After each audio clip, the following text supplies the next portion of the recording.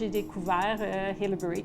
Et puis, j'étais vraiment passionnée au niveau de l'histoire de cobalt, des mines et puis des vieilles maisons sur l'allée des millionnaires.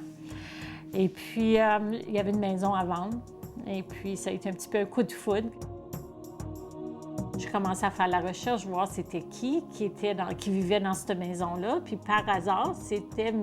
Arthur Ferland, qui était le seul francophone vraiment qui était dans l'allée des millionnaires. Il y avait peut-être une trentaine de millionnaires, hein. On pense à l'époque, en 1909. C'est difficile aux gens s'imaginer qu'est-ce qui était la région ici.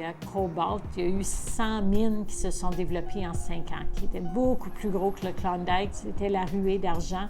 Quand on passe aujourd'hui à Cobalt, bien, les gens, on voit quand même des anciens puits de mines, on voit des choses, mais on ne peut pas s'imaginer qu'est-ce que c'était.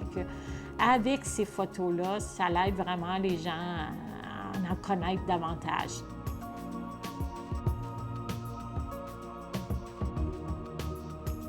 Comme c'est là, on a 5 maisons historiques qu'on offre de l'hébergement.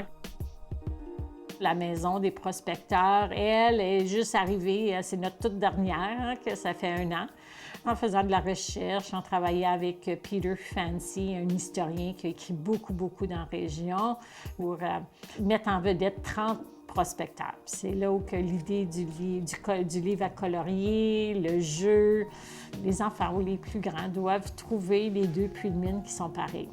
La deuxième idée, c'était de faire le jeu basé sur le jeu de Guess Who.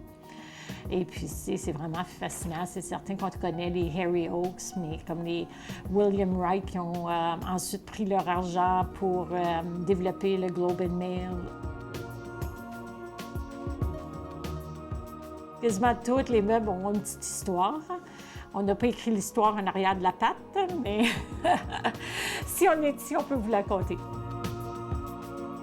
C'est notre objectif avec la maison, c'est chatouiller un peu les gens au niveau de la piqûre historique, puis qu'ils veulent en apprendre davantage.